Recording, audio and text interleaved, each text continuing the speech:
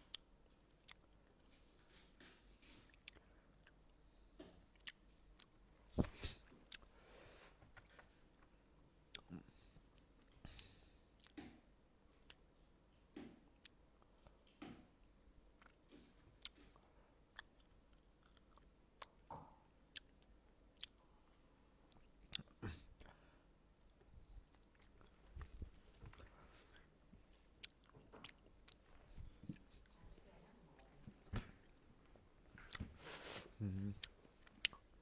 Tại mấy đứa đi chung thôi vậy. Ừ.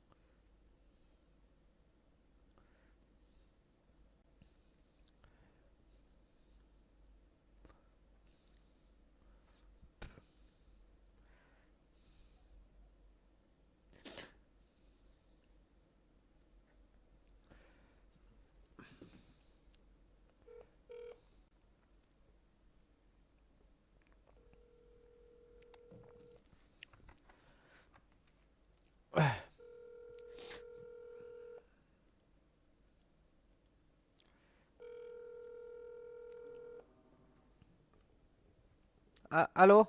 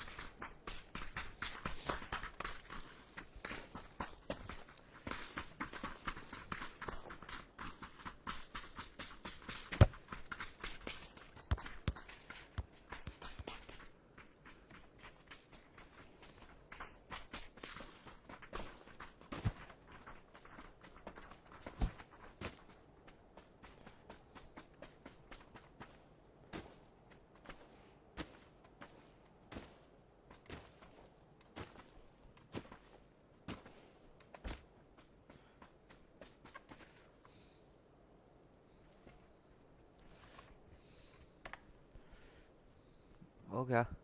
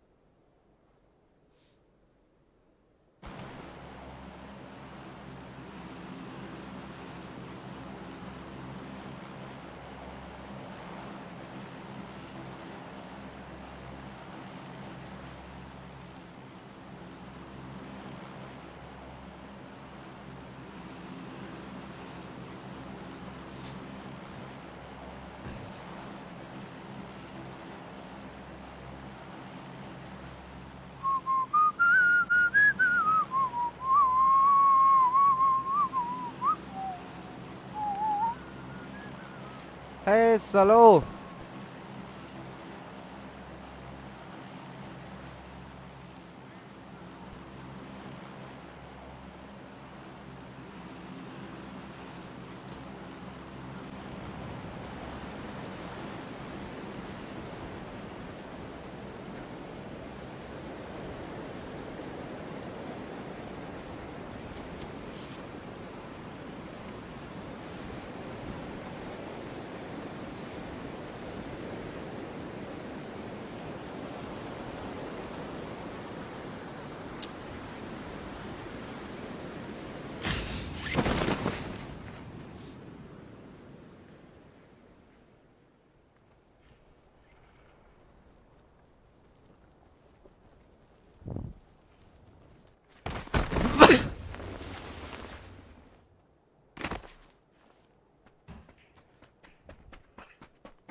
Để mình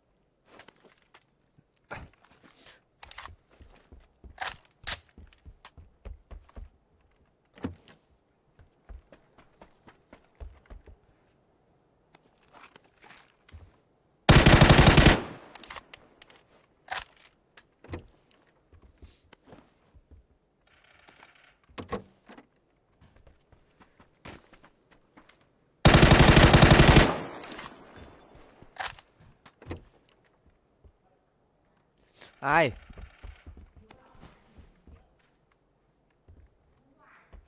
Đúng rồi. Ai bắt mẹ mua rượu làm gì?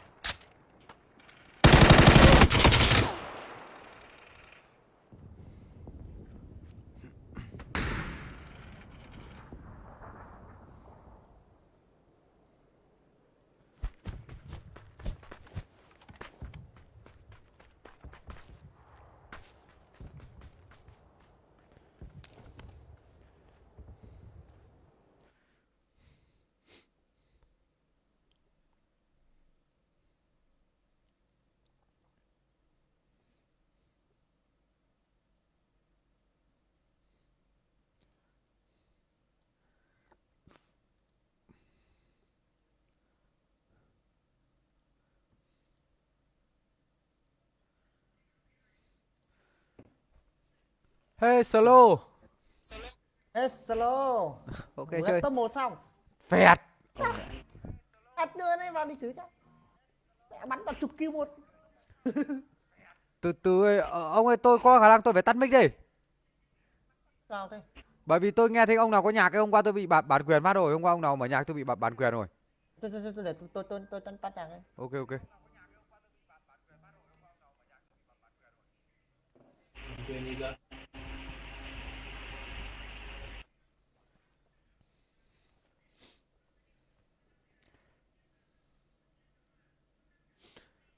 Yes.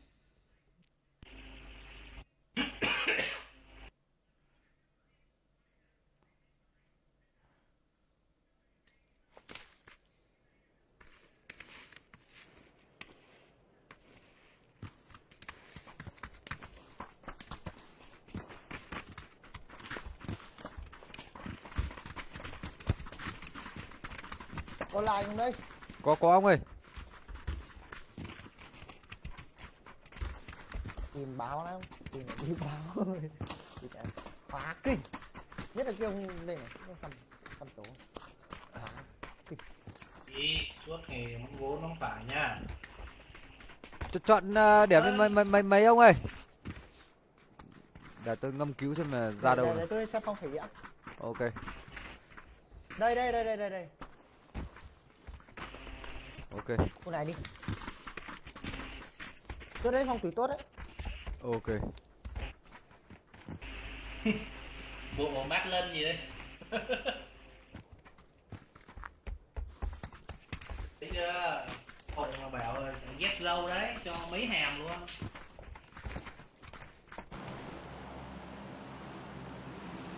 Nó bảo ghép dâu là 2 bộ.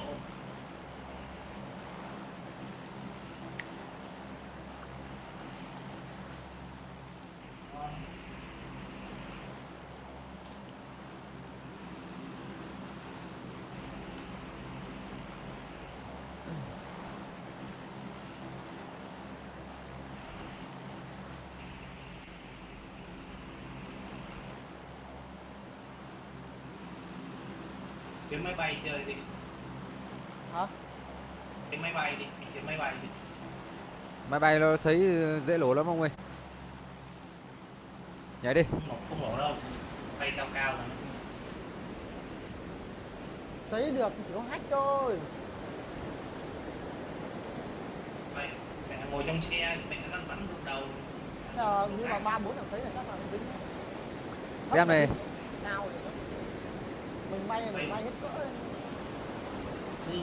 Hai bình sang nhá. Thấy máy bay Mình chưa thấy được máy bay nó lỗ đâu. Tại vì nó không có. có thằng nào nó chạy. Wow, lảng mấy ông ơi. Cái gì? Lảng đi, đông lắm. Có đâu. Đây này. Nó lạng rồi. Đạn Nó khác rồi. Nó Đưa cho mình đi. Ok Đưa ok. vào chúng mình đi. Ok ok. Mẹ có một thằng như bố mày thịt mày luôn. À. Quan trọng nó Ủa, có, tôi bị mắc. quan trọng nó có thịt được nó không hay là đả nó thịt ông. Trường đâu? Thịt nó. Tôi chưa có cái đéo gì ông ơi. Ui, nó dẫn bạn, nó dẫn đội nó sang rồi. Lấy Nhưng mà xe rồi. tôi chưa có súng. Mẹ nó chỉ có 4 cái bánh xe thôi chứ nó làm gì có súng. Em mà nó tông mình chết đấy. Nó đi đón đấy.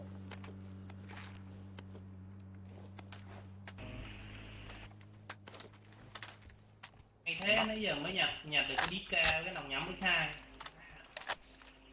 rồi.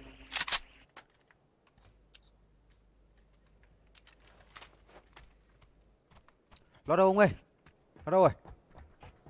Có hàng chưa? Nó bay ở khu này ấy. Hai tôi với ông đi cùng nhau bóp cổ nó. Cho nó loi phoi chặt phoi.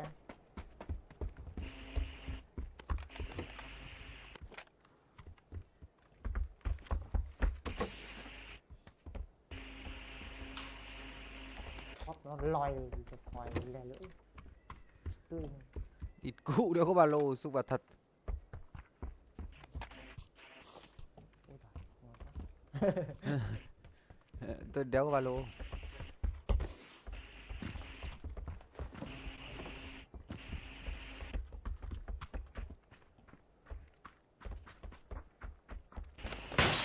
Chắc là nó đi xe dẫn ra cái đầu này này, nó đầu chỗ điểm xuống chỗ. Ê đi, vào nhà đi.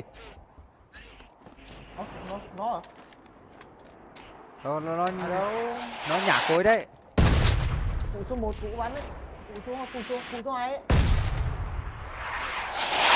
Tôi đang đứng tôi nhìn nó bắn thôi chứ tôi dám làm gì nó. Đang lấy sóc lọ. Lấy sóc lọ bắn.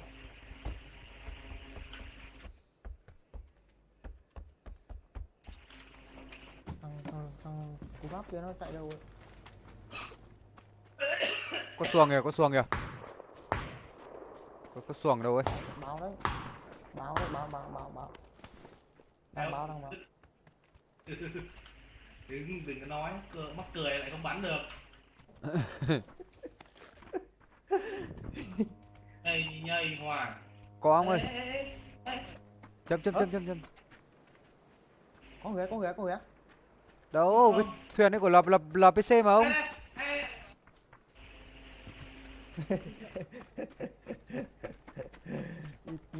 Cầm nín luôn không biết nói liền nào. Wow. Đi sau ông kia chả có cái áo gì để mà nhặt cả. Đéo có gì. Nhặt hết mẹ rồi mình có kịp nhặt. Lên đây liệu Đâu, không? mũ một. Lên đây. Không thấy có cái bình xăng nào nhỉ? Ngoài bo nhá. Ok luôn. Có 3 điều rồi.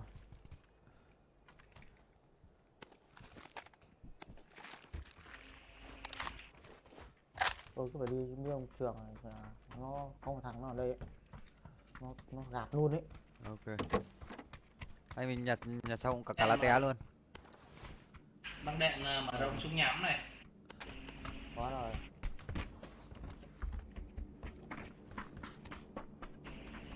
Có cái đít của M249 chưa? Có rồi ông ơi. Có rồi. Được luôn.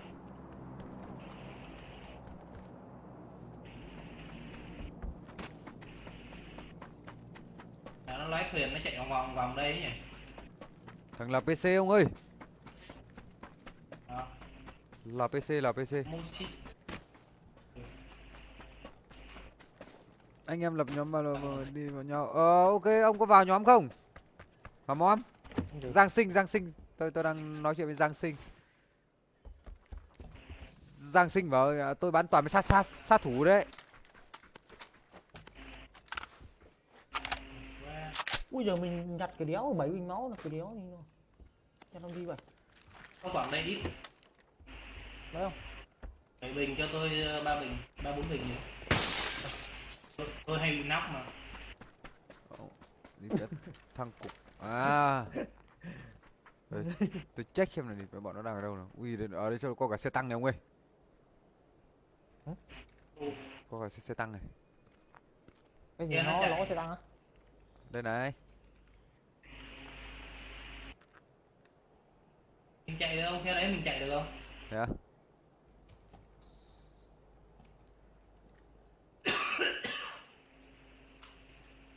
Máu nhiều quá này, đi ra nhặt hộ cầm hộ máu cái này nặng quá đi. Ok, giờ khi nào ấy xong rồi mời. À nhưng mà ông đã kết bạn với tôi đâu? Ông vào kết bạn với tôi đi để tôi đọc số điện thoại cho này. Bao ở ok thì tôi đọc số điện thoại cho. Xong rồi tôi lập nhóm vào. Ông Giang có chơi không? Ông đấy ông ấy bị vợ, à, ông phải ở nhà trông vợ. À quên. Vợ ông ấy sắp đẻ, ông ấy không chơi được. Em thế vợ tôi đẻ được 1 tháng trước. 0338785592. Đấy là số của tôi. Đi vào xong rồi Này. đợi. Ơi, nghe ông. Mày. Nhanh. Đâu. Ở đâu. Rồi. Đợi tôi. Nhưng mà tôi chưa nhặt được cái bình xăng nào đâu. Tôi nhặt được một bình rồi. Anh em mình sẽ lượn tung cái bầu trời này. Ui đấy. Nhưng mà phải chấm một điểm ở ấy á. Ở tâm bà đũa. Đừng có lái ông ơi, nó bể đấy, nó nổ đấy. Ông nói biết lái thì anh lái, không là nổ ấy. Đây đây đây đây đưa đây. Đưa đây. Nhưng Cái mà ông nội kia ông làm nổ. Ông làm nổ một cái máy bay rồi. không 3338 Đi tìm 5592 chứ không phải là 592. Đi ra đây lấy một cái nữa. Đâu, hai cái à? Hai cái máy bay à? Đi ra Hai đây. cái máy bay à? Ô, một cái. Một Một- chiếc xe đâu? Đâu. Một cái thì 2 thằng đi kiểu gì? À 3 thằng đi kiểu gì? Cái nữa đâu? Đi bộ, Cái nữa đâu? ông cứ đi bộ. Đi tìm xe đi. Đi tìm xe xong vào bo đây không thì lượn lên cao đi ông ơi. Tôi đi tìm cho một cái máy bay nữa. Mình phải lượn lên cao mà tìm. Đấy, cứ lượn cao ngất vào. Cao vào sắp xê. Lố kìa. Đừng.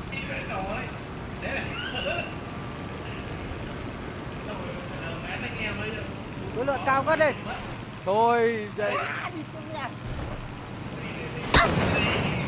Chạy nó lố. Ỉ, còn mẹ nó. Ông ơi. Lì hai cái. Vào bo đi. Mẹ để thằng anh em chạy xúc vào quần ra. Vào bo. Bỏ đi. Nhìn thấy xe phải 3 thằng cùng sấy luôn nhá. Nổ chứ hay là nó mới bốc cháy rồi, nó bốc khói rồi à? Ông kia đâm vào cây rồi. Ở đây một cái. Mình phải báo cáo lên báo cáo lên Discord là máy bay nó dễ nổ quá. Không Để phải. cho thêm giáp. Ông đáng lẽ ông phải lên cao ngất đi, xong ông nhìn xuống dưới chỗ nào có máy bay thì anh mình lượn xuống chứ đừng là thế. Ngày xưa ông Mẹ rồi. ngày xưa ông có tham gia chiến tranh đấy, Tí, chả có kinh nghiệm gì cả. tí quá.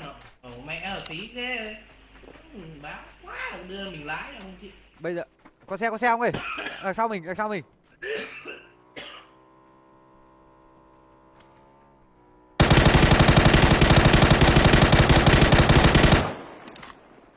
Đéo có chúng không? Đang chạy qua đường. Đấy nó chạy mẹ ra ngoài biển. Thế nó dừng lại rồi đấy. Bây giờ anh mình sang chắc chắn là sẽ bị cam cầu nhá. Lại có xe tiếp nữa, sấy con mẹ nó luôn. Nó chạy qua đây đâu. Chạy qua sấy luôn. Hai xe nhá, hai xe.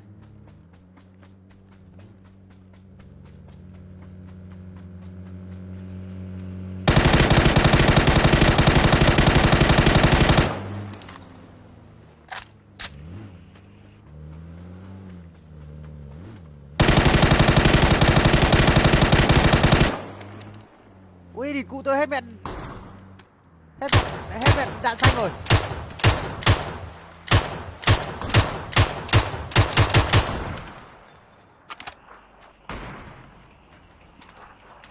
Hết mẹ đạn xanh rồi ông ơi. Sụp vào thật. Tôi cũng làm gì có đạn đâu. Đi, mẹ mình nhặt.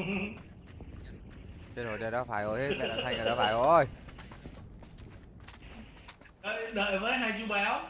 Đủ. Đu mẹ, chạy đi ông ơi. Chết mẹ sụp vào rồi. Mình Mẹ phé. Tội phé cái máy bay bây giờ thì mẹ chạy bộ luôn. mà máu còn hết đấy chứ. Ôi thế không ai lấy máu à? Chứ Đấy, máu tôi có 2 bình thôi. Làm gì có bình làm gì Để có đâu, máu. đâu. Ôi chỗ máy bay chỗ nào tôi vứt 3 bình nhiều chỗ máy bay ấy. Đấy, lại báo. Thì mẹ pha nãy nổ máy bay chết hai thằng thì mẹ ơi cười vãi lồn luôn đấy. Bây làm sao? Nó quay lại nó chơi mình kìa, quay lại nó chơi mình kìa. Quay lại nó chơi kìa. Ui đây nắm nước lắm. Nhé, từ sau có máy bay để tôi lái cho. Tôi chuyên gia tôi Nước lái này, máy nước bay. Có bằng lái máy bay rồi đấy. Tôi đùa. Tôi có bằng lái máy bay mà nhưng mà lâu không lái. Quên ba. Ê, đón chơi đẹp. Chơi đẹp chơi. Nó đi cụ được. Vứt luôn à, vứt thằng anh em luôn à. Việc đi tìm xe. Có đạn xanh không cho tôi tí ông ơi. Cho tôi tầm 30 viên thôi. Trên nóc nhà có 30 viên đấy. Wow, đúng 30 viên luôn đó. Ừ, thấy đâu tính nhặt đâu. Địt mẹ đéo có xe đâu. Thế giờ làm nào? Ui, đi bò này nó đột. Chạy bộ đi, chạy bộ. À. Có cái xe vàng mà nó tành thảy cho tôi chết đấy. Tôi thích chạy chết đấy. Bây giờ mình sợ mình bị cam cầu đéo sang được ấy. Hello. À bây giờ bọn nó đéo cam cầu đâu. Có thun cầu kìa. Mẹ hai chú béo lần nổ mẹ máy bay giờ làm anh chạy bộ. Đằng sau vẫn còn người à? Đù mẹ. Ở đâu ấy chấm Rồi chấm. xong lên đường. Chú béo đầu tiên đã Ê, Ừ, con. Đi. thằng Từ xa. Thôi bỏ đi, không phải cứu đâu. Cứu thì cứu. Trận này mình nháp.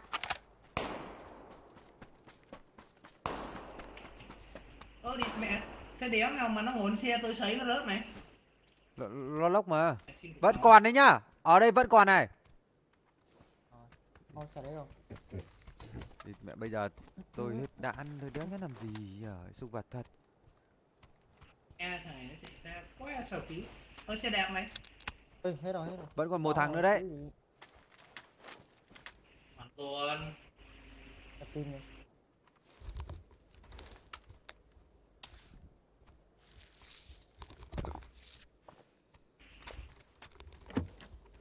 Thằng kia vẫn chưa chết à? Rồi tôi bắn chết rồi, còn thằng đi xe ô tô thôi. Thằng đi xe ô tô nó ở dưới cái hầm này này. Ồ. Ô tô đâu? Ông ra lút cái xác này đi. Thôi. Ôi, nó lại ra đó rồi. Bò vào ông chạy cậy chúng nó. Ok ông ơi, nhưng mà cái máu liều của hai ông kia liều quá thì tôi cũng phải liều theo. Đấy thì mẹ biết tay mà. Nó ném trúng quả bom. Cụ. Thôi tạm biệt. Ở đâu nhỉ? Ở đâu ông ơi? Ở đâu ấy? Đây này. À. Hai đầu đi quá bắn nhở. Chỉ cả màu đít. Bắn thằng bò đi cho nó cho nó hỗ trợ thôi hiểu không? Nó đỡ được kill. Bắn đi, bắn Đây rồi này, đi. đây này. Đây này. Ừ đây này. Đội ngay. Trong cái cây. Đó, chứ nó có kill cụ rồi đáng gạt cụ. Đâu? Đây nắp nha. Thế sấy hết đạn luôn. Lên, Rồi. này đừng có lấy bắn mình nhá.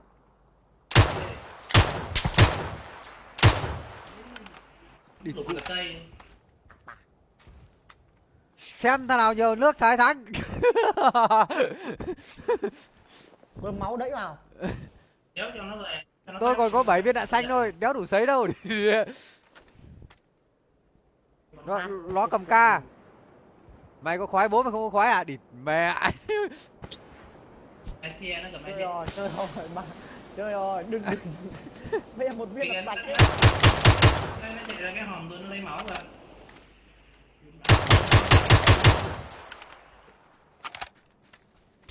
Luôn.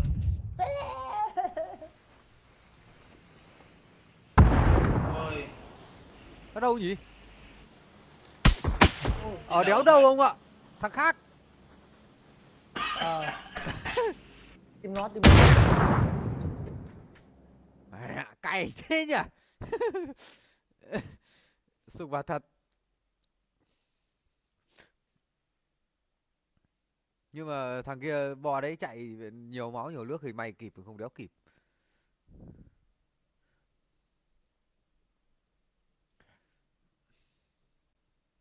Chơi. Kệ chúng nó vào body. Giang sinh vào kệ chúng nó vào body kìa. Bây giờ mới có 6.000 nhé. 6.000 để làm gì không? Mở cái bộ của chiến đấu của Sadira. Ui, ông mặc áo quần, ông mặc quần áo cổ điển thôi nó mới đỡ nộ. Giờ này thì mình ngu quá mình đéo biết giữ đạn thì mình cứ xấy xe. Anh em mình sẽ nhảy ra chỗ nào để đánh Tokiki nhỉ? Nhảy ở đây thì cũng sợ đông này. Nhảy mẹ đây đi. Sợ đéo này. Sợ gì? Xong đánh con Pokchiki. Ui, vì đây cái máy bay một lưỡi. Thật, chỉ thiếu máy bay một lượn. Máy bay thì nó hay ở đâu? Ở đây có một cái. Đâu? Ở đây có một cái, nhìn bản đồ nhá, nhìn bản đồ nhá, đây nhá. Một cái ở đây. Đây nhá, đây. Ở đây. 2, 3, Ơi. Đấy đi, đấy với đấy đi. Hai Ừ. chỗ. Đấy. 4. Đây, ok. Nếu mà có địch thì bay ra chỗ số 3, không có địch bay chỗ số Đây 2 đây nhá. đây đây cái lửa, đây 5. Đây mỗi thằng là một cái máy bay. Thế đi. Khiếp, mỗi thằng một cái máy bay nó sấy chết. Hai thằng một cái, cứ hai thằng một cái còn mình còn sấy lại được. Ông này nhặt 51 nhá. À, thôi thì bay mẹ nó mà đây đi, bay mẹ chấm này đi cho nó an toàn. Nào. Chấm đầu cực. Cái gì? Đây nhá. Bố trí đây nhá. Ở đấy mới đội ở đồng Được đấy. chưa? Cái chỗ cam lợn đấy hả? Thế thì ra đấy. Cắm lợn đi. Được. Ra đánh máy đi. Nhưng mà gì nhở, để tôi cầm lăn 51 nhá. Ông nào biết lái máy bay thì chở tôi để tôi sấy. Tôi sấy tung trong nhà này. Đi máy bay là phải cầm vũ khí hạng nặng. 51 cái khẩu cái băng đạn này, 150 viên sấy xuống. Những mưa đạn rội xuống. Hợp lý đấy. Trời đã mùa đông ở mấy lạnh như đang ở Đà Nẵng. Còn một ông nào nẻ đi làm chim mồi. Cái gáy nhá. Ở đây có cái này, ở đây có cái này. Đây có cái nữa này. Thôi cứ tập trung mà đông ấy nhá. Có kịp lấy không? Có kịp lấy cái đấy không? Có kịp lấy cái đấy không? Kịp lấy thì nhảy vào. Cứ phi vào rồi tùy cơ ứng biến không ạ? Nhảy đi. Get được băng cồn. Mình cứ bảo mình báo cuối cùng là báo hơn. Nhưng mà Người đã nói chỉ yêu phút anh. rồi tôi clear xem có thằng nào. Đến không? Đến thì đến. Đến. Cái máy bay nhỉ? Ngó xung quanh xem có cái máy bay nào không? Máy bay nó màu gì đấy? Ô tô. Cái màu vàng có hai cái cánh. Lia luôn sao nhá? Táp thùng xăng. Táp trước thùng xăng đi. Không. Gì nhỉ? Ô, tôi tưởng cái này máy bay nó không còn xăng nữa. Khi nó đã cất cánh, khi nó đã cất cánh lên trời thì nó không còn xăng. Tất nhiên là xăng chứ. Rồi có một bình rồi. CKL luôn. Tăng luôn. Ok. Rồi. Kia đẹp luôn. Chết. Cái gì? Xe đạp á? Đây rồi. Thôi. Mẹ cái xe đẹp nãy nó bắn ra rụng cả não ra. Rồi máy bay Thằng nào cũng hết rồi. Không thấy máy Xe bay đạp nào tin hết. này. Chờ khẩn cấp luôn. Khỏi nói nhiều. Cái gì mà đẳng cấp? ơi, đỉnh súng như lồn này. Cái bano. Hình như mình ở trong bo thôi. Thịt mẹ nhà này cửa vào ở đâu? Ở ngoài.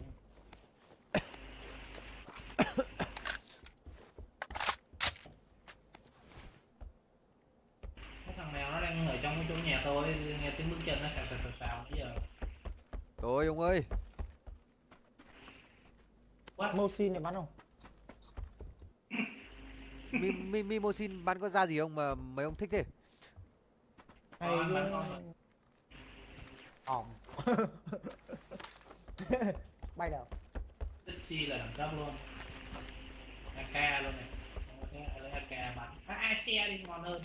AK anh có cả. Bao nhiêu chiến thuật rồi? Tôi đã thuộc map, thuộc nhà đã rồi. Thế à? Ừ. Ok. Chiến thôi. Vui là chính. Thuộc này. Đấu hài. Máy bay của mấy ông đâu rồi? Máy bay á? Ừ.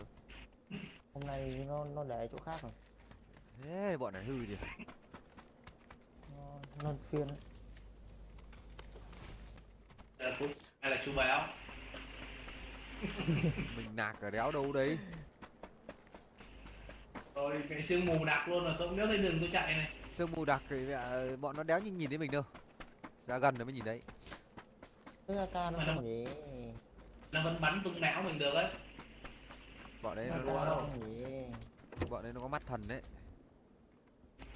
Mày có cái băng đạn rồi đó. Đi mẹ AK chả làm đâu cái đéo gì nhỉ? cũng mẹ nhiều đạn á. Nhặt được cái đéo gì đâu nhỉ? À, bài cái này. Ui, Mini này nãy à. Mini này. Trượt chân. không thấy M14 Đạn nhỉ? không có đít. M4 á? Hay M14? M4 16. Rồi ở cái nhà tôi đầy này thì qua đây mà nhặt. Mày Ok. Mẹ à, mình chưa có giáp địt mẹ thầy nào xúc vật thật. Tôi nhặt thật nhiều đạn xanh tôi tí tôi sấy.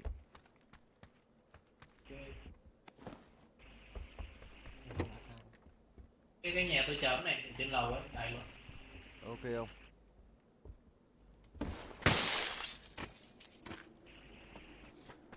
Con đang khóc thôi để anh vợ nó chồng mày. Ngay trong đêm. Mẹ chưa có cốp xúc vật thật. M249 này. Được đấy. Ngon. M249 sấy đi hết sảy con 37 ông ơi. Tướng cực luôn á. Nhân. Nhưng mà vấn đề là không có đạn nhỉ. Đạn ra lại ra cái chỗ nhà này. Có giảm thanh súng máy này, có ai lấy không? Ông kia M6 14 mà đây toàn M16 đây không ạ? Cái giảm thanh AR này. AR giảm thanh AR kìa ông nào lấy ông kìa? Có à? Mẹ có cái này à đéo phải. 300 viên đạn rồi. Sáng rồi đấy. Sấy lổ cái xe thì vứt. Đừng làm thế. Đừng làm thế. Tôi xin nó. Đừng. Thay đạn đi cưng. Cái gì? Không có cốt. Mẹ cái nhà tù à? Thấy thì vào đi. Người đã nói chiều môi anh. Thế à? Hả? Ồ, cái giảm có thanh me. với- Anh lấy con me không để biết được. Giảm giật kìa, ông nào lấy kìa? Lấy Vẫn không? mở. Anh đỡ chặt thùng. Không lấy à? Lấy thùng. Có giảm thanh này. SKS Không, mini anh- gì đấy. Ô đi mẹ cái khẩu này bắn hay phết đi. Nghe tiếng nó hay phết đi. Bỏ.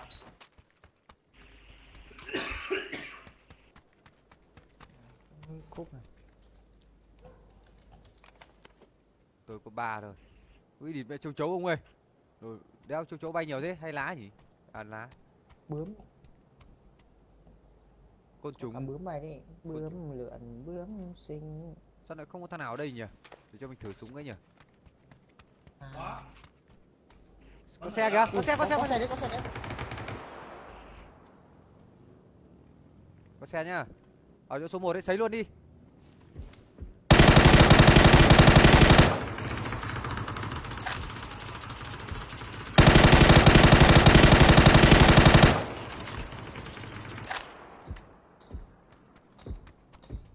Ở đâu rồi? Ở đâu rồi ông ơi? Rồi mà không thấy thằng người đâu hết. Thấy người ấy. Thấy bây giờ tôi hỏi không thấy người đấy, giờ có. Đâu bắn đây?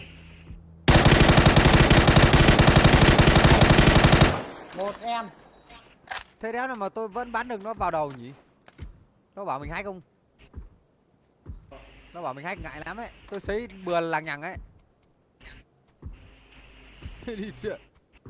Đéo đâu rồi? Nó lốc ở đâu nhỉ ông nhỉ? Tạt cho một thằng đấy. Ok. Nó còn mấy thằng nữa? Nó còn nhiều thằng nữa. Nhưng mà nó đi rồi đúng không? Nó chạy rồi. Sấy bừa cũng chết nha ông nhá.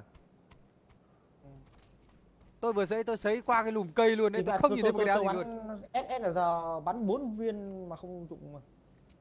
Nên là giờ ông Xa. bắn phải chuẩn. Đam. Còn không Không, nhưng mà dính 4 viên là thường thường là giáp 2 là dụng rồi đấy, nhưng nó là giáp 3 đấy. sấy nhiệt tình Nó mà. xa nó đam nó cũng Tự nhiên tôi thấy báo thì bà hạ một viên vào đầu hạ lại còn. Wow, thế này là tí mà nó check nó bảo mình hack thì chết đi đã. report Không,เลยcấp 4 đấy. nhưng mà tôi có bằng chứng mà. Sao thì tí nó trả thù ấy mẹ. Sấy hết 100 bằng đạn. À Đó. sấy hết 100 viên đạn. Đã phải đi nhặt lại. Có không thầy tôi cái vậy. Tôi đang dùng có 3 ông ơi. Đây này. Ê, giảm thanh này. Có AKM ở đây một đống này. giật. Thế là tôi phải vứt bớt khói đây. Nhiều khói quá. Để khói mà để tí mà cứu nhau. Chặt. Tí cứu bằng lưng. Được. Đâu? Đi lấy lưng tí đỡ cho. Phun đạn này, cứ nhặt phun đạn để mà đính đồi mà sấy. À đính nhà mà sấy.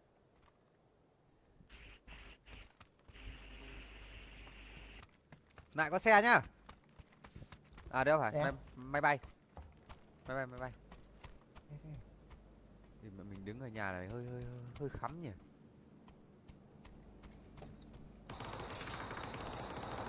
Ở đâu đâu, chờ chấm đi. Có ai đâu, Báo, bắn báo. gì chưa? À báo Bắn cho à? bọn nó sợ ấy. Thịt mẹ con bướm mình cứ tưởng người. Nhưng mà ông ơi, thằng lúc đấy ông gạt nó ở đâu ấy? Trên đồi dụng ở trên đồi. Tôi còn đéo biết tôi sấy nó chết ở đâu.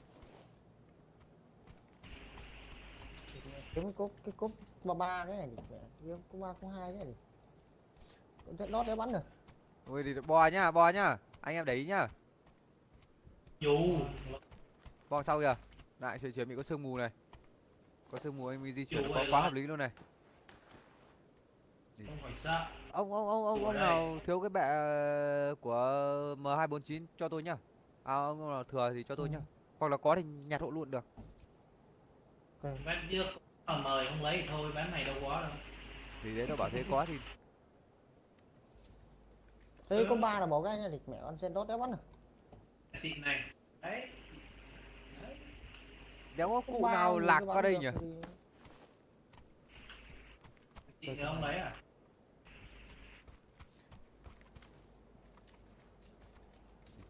Bắn chết.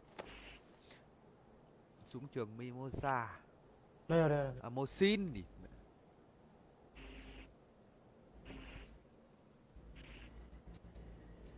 Có xe.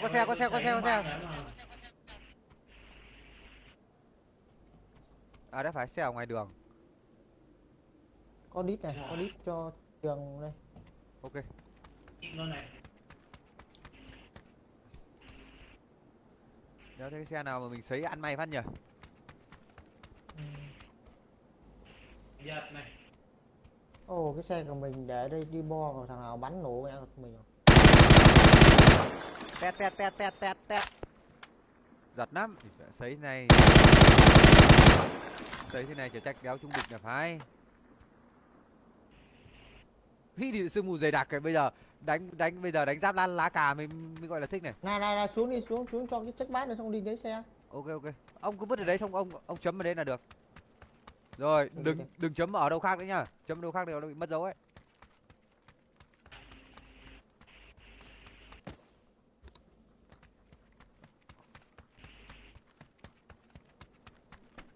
Ui sao lại cái bệ tí má này, bệ tí má của M249 mà.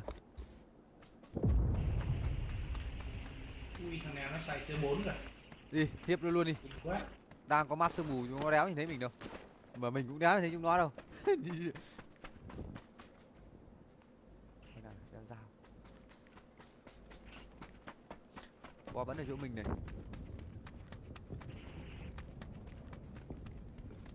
Có tới xe nào ông ơi?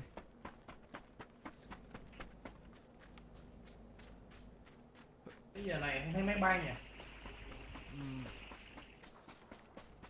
Có xài dù mẹ đi. Dù bé. Không, tôi có dù 4 người ấy. Dù 4 người bây giờ ông hết hạn đâu rồi? Ông nhặt từ bao giờ? Xài được này. Xài được á? Thế thì tập trung nó từ từ. Mở chưa? Xài được. Mở chưa? Có xài không? Có xài. Xa nữa. Xài đi mở. Tập trung đã. Tập trung đủ người thì hãng mở. Được. Xa lắm. Đây, đây. Ui gì? Có bom. Xéo bây giờ mình nhảy dù bị bọn nó bắn chết ấy.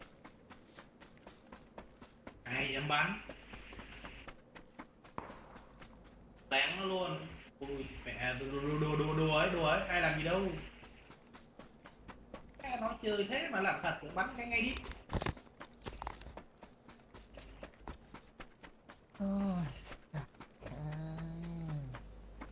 có xe máy. Xe máy chở được 2 người Quay thôi. lại. Ở đấy gần nhà nhá, đấy nhá. Ủa, đau đầu thế nhỉ?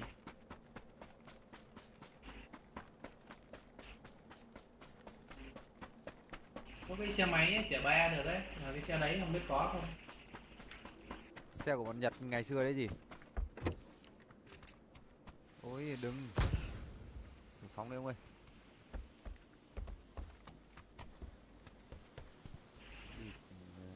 Vẫn còn đường lên này.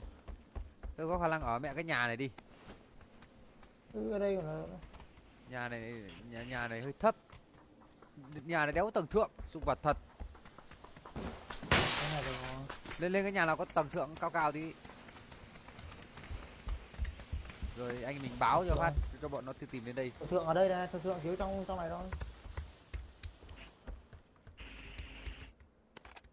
Có xe nhá, im xem nào. Tôi nghe tiếng xe rồi phải không? Có xe...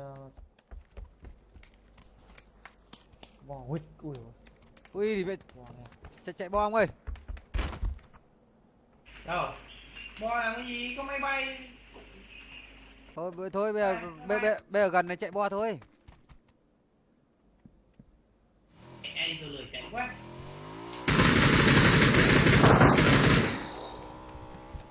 Xe đâu rồi? Đâu rồi. Nó chạy. Mà mình có nghe tiếng rào xe, mình cứ tưởng... Mình cứ tưởng đồng đội mình cơ. Thôi ở đây ngoài bom ơi, đuổi theo nó làm gì nữa. Có chụp xe ấy. Nó bỏ rồi thì thôi. Cho là cái xe làm gì căng thế, mình có nhìn mình là người có nhiều xe mà.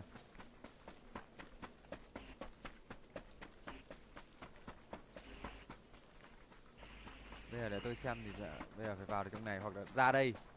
Ra đây thì hợp lý hơn. Nó không có nhà nào. Bé Vân. Giờ mà muốn gọi nó tới lẹ lắm. Bắn vài viên thôi là nó tới liền. Bây giờ bo này thì không phải gọi nữa, nó khác đến đông nghịt thì sợ đeo bắn được rồi. Mưa là mưa là bị tan sương mù nhá, anh em để ý nhá. Gần vào đến bo rồi. Bên cái container đạn này. Bước vào đây. Không cho lơ đạn này. Ông nằm một ông có xấy từ xa thôi. Xem có cụ nào ở đây nữa. Hả? Một là cái cây gì nghe nó quen. Ông ngày xưa ông có bắn Half-Life không? Cái thời 2005 2006 ông có bắn Half-Life không?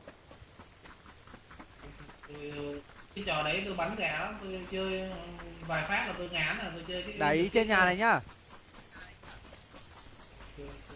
Bây giờ anh mình buộc phải vào được trong cái nhà đấy. Để tôi đi trước làm chim mồi này. Lối đi đấy. Ôi giời. Thính hướng SVK. Đứng. Không cần biết. Vào đi ông ơi. Thằng nào chết là thằng đấy có. Ô.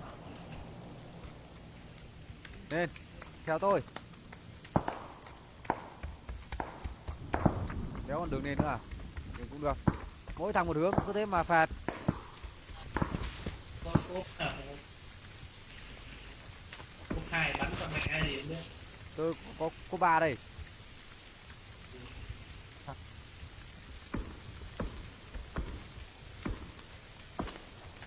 Nằm xuống. Nằm sát sát vào rèn này đâu ông ơi. Nếu thằng nào đi qua nhổm dậy bắn thủng đít luôn. Chứ một quả thuốc á.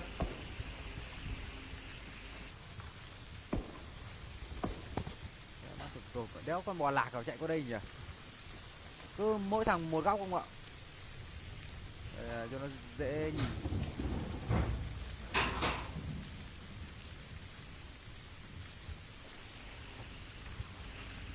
Xe nhá, có xe nhá.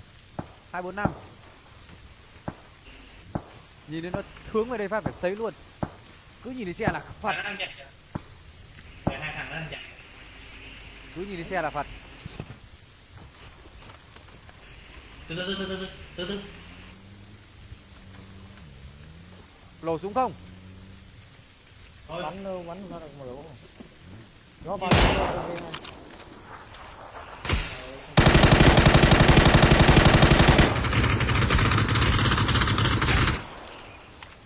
Phải mạnh dạn lên không ạ? Nhưng mà thì bo lo thu rồi.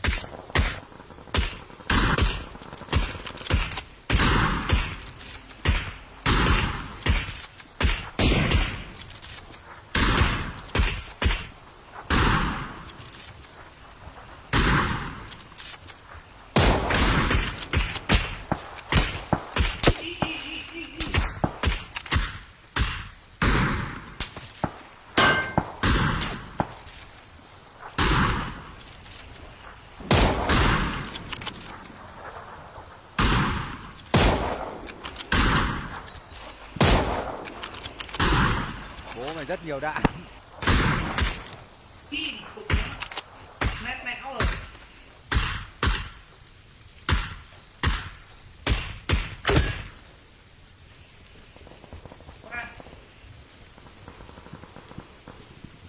Má bắn cái lụng đầu. Kìa kìa. Nó đang di chuyển kìa. Chạy vào cho trong nhà luôn ông ơi.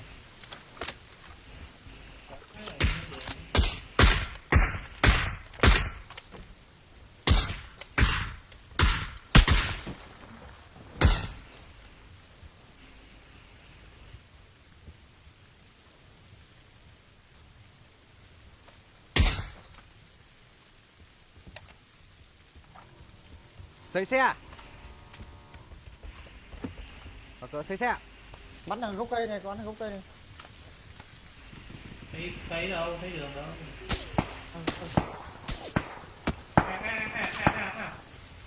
Đá. Ui.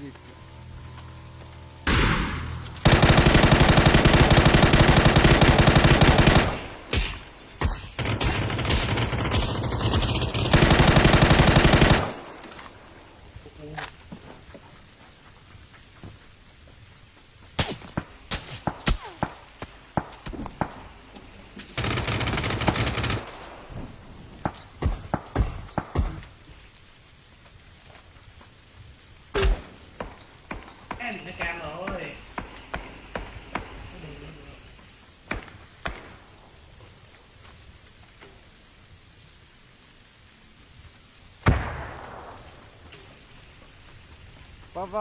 Vào bo đây ông số 2 ơi.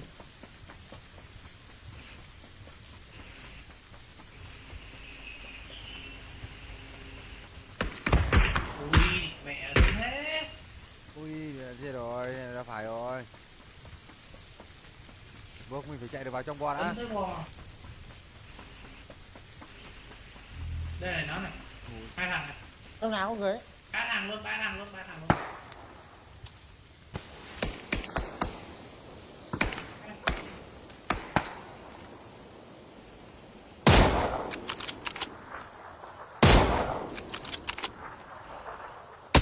Quế lều địt mẹ. Nét não liền. Đấy đúng rồi.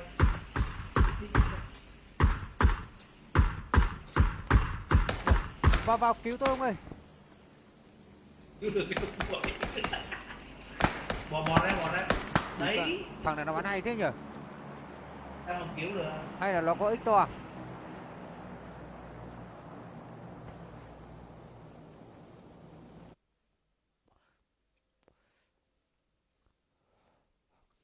Để tôi xem nó bắn tôi kiểu đéo gì này. Mình bắn nó đéo mất tiết thì nó xúc vào thật, xúc nhiều mùi mi một sao như cứt ấy.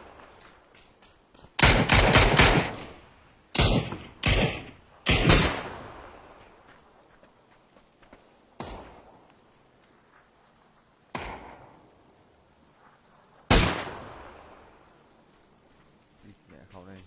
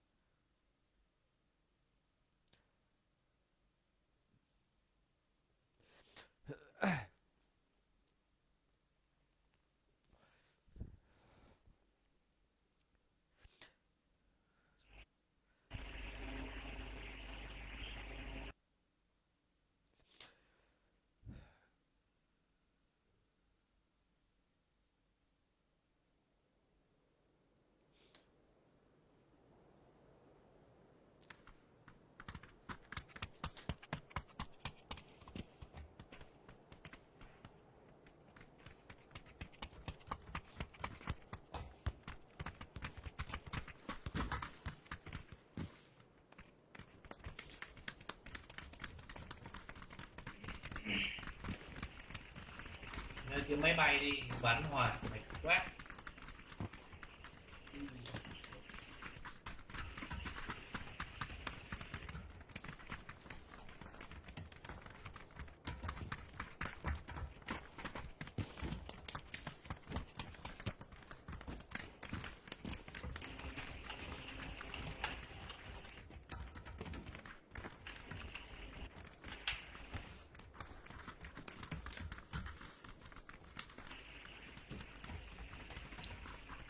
Ngâm cứu đi mấy ông ơi.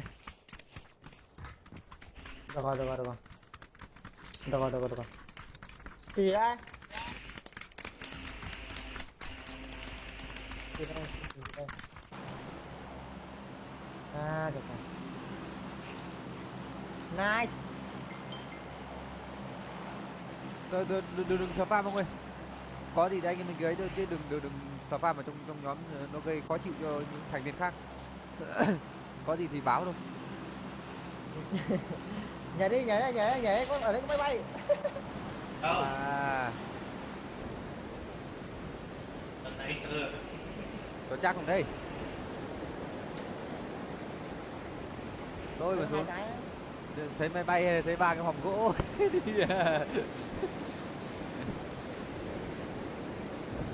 Sao tôi không nhìn thấy cái nào nhỉ? Lia Một luôn thằng. đấy. Đi Bên này. một con bò lạc kìa. Gần ạ.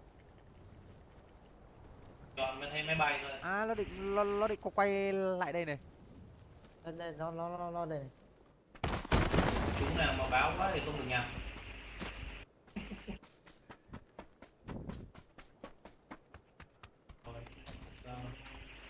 Để tôi phóng cái quả lựu. Rồi. Ông nào nhìn thấy nó ở đâu thì bảo tôi để tôi phóng cái quả Đấy, nó lựu. trên nhà là đôi ấy.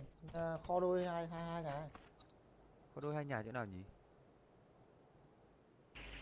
Được. Ông chấm lại đi. Đây.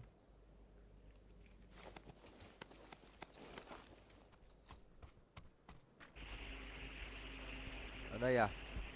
Tôi ở đây là 100m, 200m, hơn 200m, ok. Gì định chơi pháo à? Ừ. Hơn 200m. Con đố quá. Em nén tí nhá.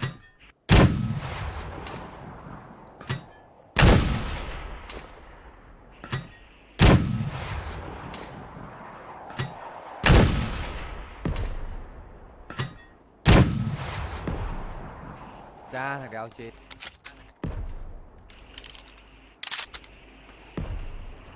Biết đâu nó chết mà lại không nói mình ấy.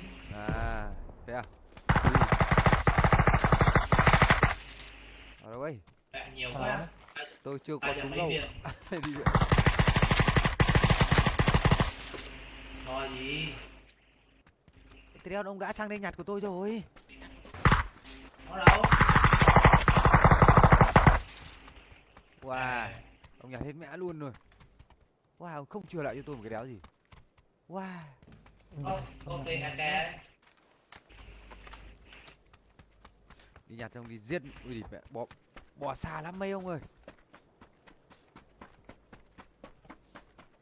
À đi sang cái giết con bò lạc kia đi. Ui, từ từ, bình tĩnh. Đây, nó đây rồi. Chấm ông ơi. Tôi đéo có cốp đi, bẻ ra súc vật thật.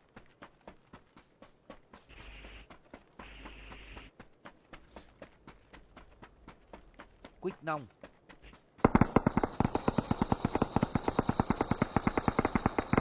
Đi. Dạ. Chết rồi. TB luôn.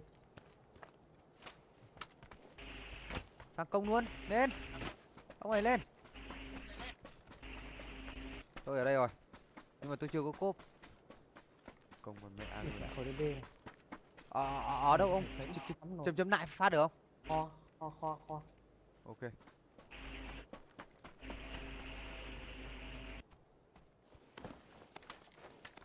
Từ từ nhá, để tôi thay đạn khẩu M2419 nữa. Ra ngoài ấy. Nó Cái đấy nó là ở ngoài này.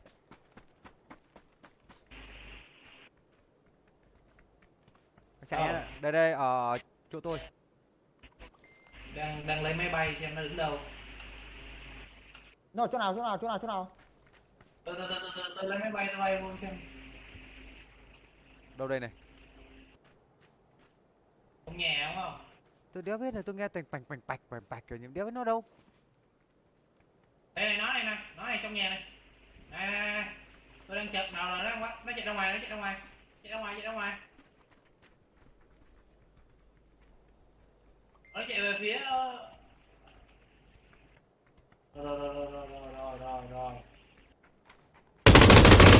Đúng đấy nhá.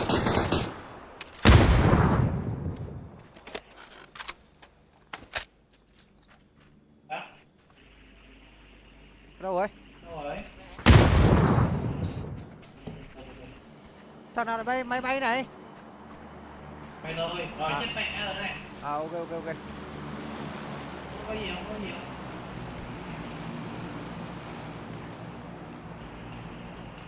Con bò lạc này mẹ. Đi kiếm ăn gì ấy? Tôi biết ngay là có con bò lạc mà. Ấy ông máy bay lấy được đồ mà.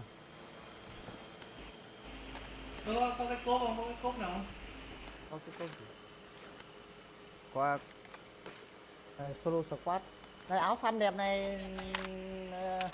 Đây. Không. Đây. Tôi có lấy được đâu, phải vứt ra ngoài tôi mới nhặt được. Ê, ở đây. Cái Tôi gì nhặt mẹ hư. Đéo xài được máy bay nữa rồi. bò đây. Mẹ cái con bò lạc. Đây. Ông đi ra đi. Mà thôi ông lấy áo làm gì? Từ đấy làm gì mẹ? Mình Mấy lên thanh niên xăm trổ đi. Đấy, đi chấn lột áo của con đàn bà thế. tôi nên lấy khẩu đéo nào nhỉ mà mấy ông nhỉ? Có ông nào bắn 51 chưa? Tấm hết đi số kỳ luôn đấy. M2449 M2449. Con gì? 160 nữa là 1. Thừa anh hai. 249 thôi. Ấy ông nào đừng tút chốt thì bị đáp nhầm đấy. Đấy, Thế để tôi bắn 51 chưa? cắn hả? Ông nào bắn M416 không? Ra đây. Đây cho Đây, ghét lắm. M416 đây. Trường Mosin này. Đây này. Đầu luôn này. Đồ nghề này. 160 viên kìa. Đi mẹ tôi có một tận. Đi Ép súng với không tí nữa lại nó bắn mình chết. đi bo mày, đi bo.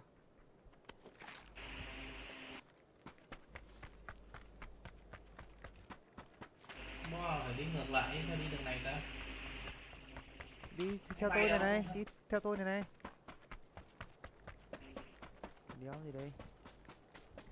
Có xăng nữa đâu, có xăng không? Đang đấy, Không có xăng. Mày mới mà từ từ. kiếm mình đi còn có 3 thằng thôi đó.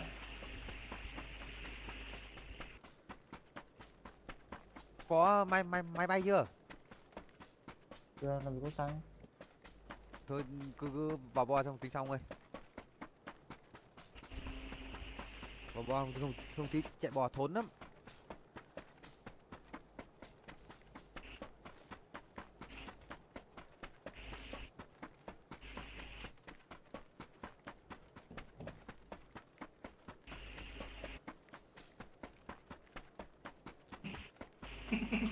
Đi xe đẹp à? Bác nào xịn này có lấy không? Có đâu, Lấy có này, đâu. này. Đây. Ok, cảm ơn. Đúng nhà này nút thì có gì không? Đây, nút mấy nhà này để đi tìm xe. Kiếm bình xăng thôi. Rồi kiếm sao? Kiếm đi. Đâu có. Bình thường trong mấy cái nhà nó không phải là có bình xăng này. Kho gần mà. Ông nội ông đi đâu xa tút luôn rồi. Đi bo ông ơi. Đi lấy tôi đi tìm xe. Tôi phải đi đái vào đã. Một đái qua rồi. Tôi được. Cẩn thận lái được quần. Rớt hàng họ ra ngoài rồi đấy đãi là quần. Đâu nhỉ? Thấy bình xăng nào? Lại. Không có xăng mà không có máu luôn.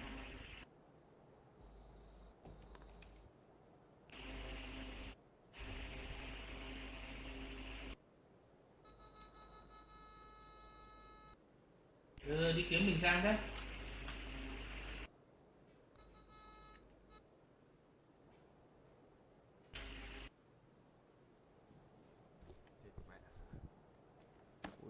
Chỗ của tôi có zone không ơi? Mẹ xúc quả thật. Chạy nhanh vào nhà ông chết.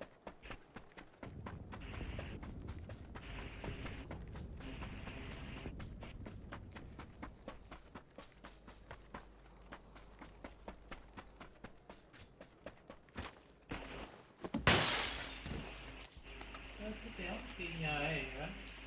Phát này cũng chả thấy có gì luôn.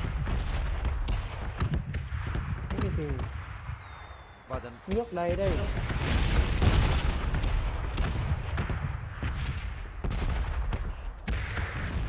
Có xăng nhớ không?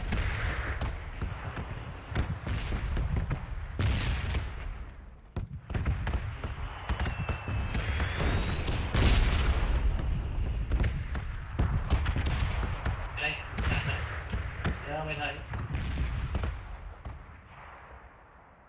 Nước đâu? Đấy. Đây, đang. Lại dồn tiếp. Cái chỗ nào dồn là chỗ đấy có người nhá. Đây. Hỏi gì? Đây. Wow, hai ông vẫn Anh tranh cũng nhau để nữa. em luôn này. Đâu? Cái mầm mờ ấy.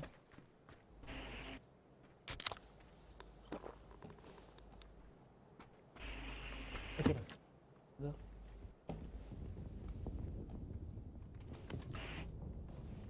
Mình xem có cái găng nào đẹp vài đồng bạc black thì tôi mua một cái. Đi bo ông ơi. Ui bò xà lắm. Đi mẹ thế này phải kiếm xe rồi. À, có xăng chưa? Đúng rồi. Máy bay à? Có xăng chưa? Rồi. Nó đi mẹ. Nó thùng xăng rồi. Nhìn mà xem thùng xăng của tôi đâu mất mẹ rồi. Thì cũ mất mẹ thùng xăng rồi.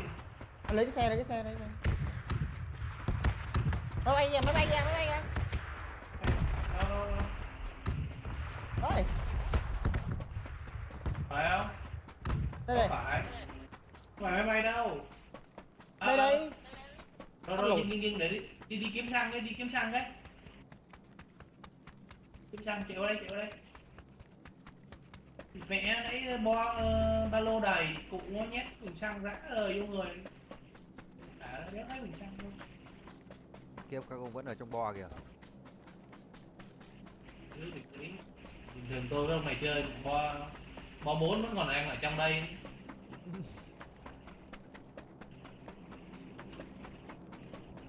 Thấy nhỉ? Sáu. Đeo đi cái xe nào.